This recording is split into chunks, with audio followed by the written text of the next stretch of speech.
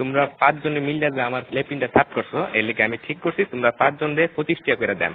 তোমরা 5 জন ভাগ করে নিবাগা 5 টাকা করে। এটা আমি অঙ্ক কইরা বাইর করছি, বুঝছো? আপনি কি আমরা ব্যাক কল পাইছুন? আমরা 5 জনে কাম করছি, যদি আপনি 25 টাকা হয় তাহলে আপনারা 5 টাকা করে না, আমরা 14 টাকা করে দেন লাগবো। আপনি এটা কিটা কই? না না, ভুল কইতাছো তোমরা, বুঝছি তোমরা অঙ্ক করে বুঝাইতে দেবো। আয়ো ব্ল্যাকবোর্ড তোমরা দেখাইতাছি। দেখো আমি কি লিখি। এই হইল 25, 25 5 দিয়ে ভাগ করলে 5 টাকা থাকে। 25 2 এর মধ্যে যা না, কিন্তু 25 এর মধ্যে যা। 25 5 দিয়ে ভাগ করলে থাকে 5। এসব উল্টা পাল্টা হিসাব আপনি করতে দিচ্ছেন, আমারটা দেন আপনি।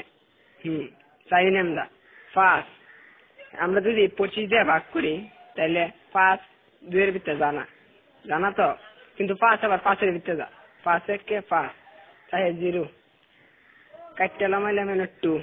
দেখুন আমরা জানি 4 5 20, তাই 4 5 20, তাই ভাগফল 14, তাই আমরা 14 টাকা করে দেব।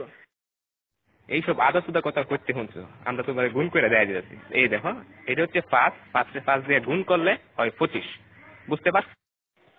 এটা আপনি কি সব করতেছেন?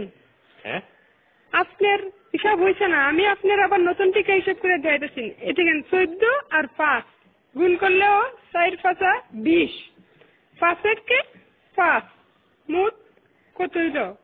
25। দেখছেন আমার হিসাব? অহন বুঝতে পারছি তোমরা সত্যি আসুদা। আমরা অঙ্কটা দেখো, 14 14 14 14 5 বার দিছি। এই দেখো এখন 4টা 5 যোগ করলে এখানে হইতাছে কত হইতাছে দেখো, 4 আর 4 8, 8 আর 4 16, 16 আর 4 20, 1 21 22 23 24 25। দেখছেন ওখানে কাটায় কাটায় 25 টাকা।